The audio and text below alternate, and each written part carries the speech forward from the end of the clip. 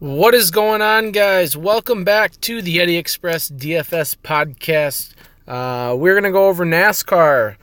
We've done pretty well with NASCAR in the 3 weeks that we've played it. We're up a little over $700. We won $600 at the Daytona. We lost, $30 the second week, and then we won back a little over $120 the next week. So we're doing pretty good.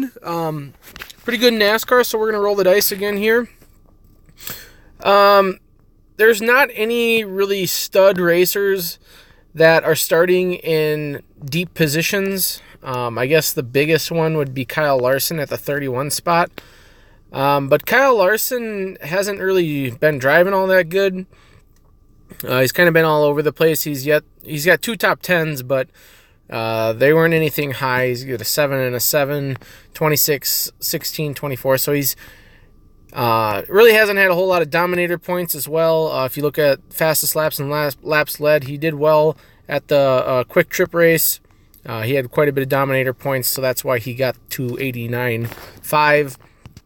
But he's one of the guys that is interesting starting back at the pack. But I think I'm just going to go elsewhere this week.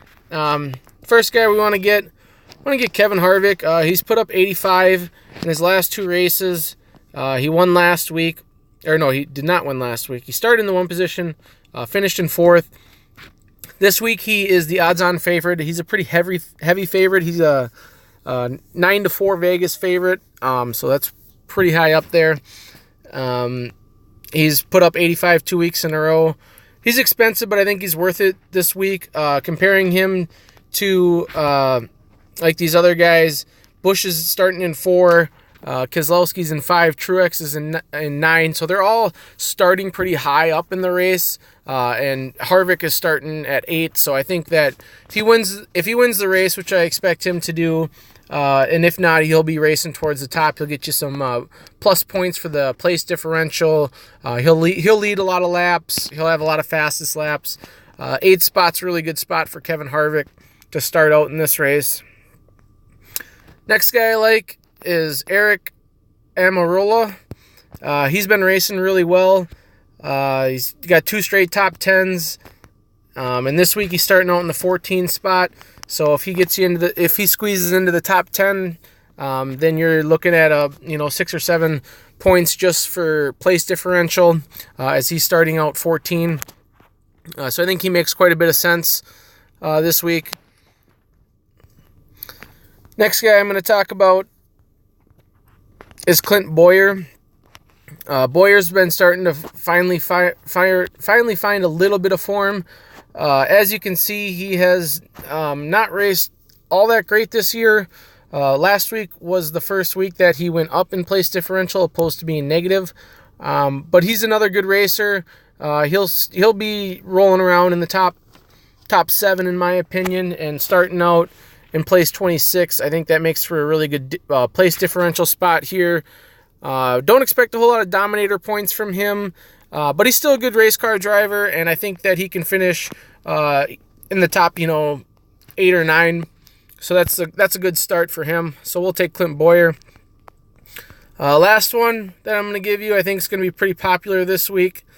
It's Chris Buescher, and this is another guy. He's starting out in the back of the pack. He's not going to get you the dominator points. As you can see, he's not led in any of the races. His fastest laps are really not there as well. But I think he makes for a good place differential guy. I could see him finishing in the top 15. He's got 2 top 10s on the year. So that leaves you 6,300 for the last two drivers. Not a whole lot that's interesting in the place differential category this week, in my opinion. But I really focused on the top-heavy guys that I wanted to give you. Harvick won the race last year. He's a huge favorite this year. He's starting out in 8. He'll be super popular. Almirola, I don't think will be as popular. I think a lot of people are going to go to Kyle Larson and gamble on him, which I might do in a lineup or 2 just because of place differential. As you can see, Kyle Larson starting out at 31, whereas Almirola is starting at 14.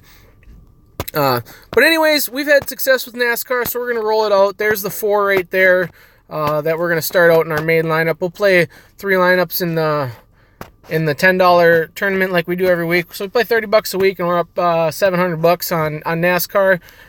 So if you're interested in NASCAR, make sure you hit the thumbs up button.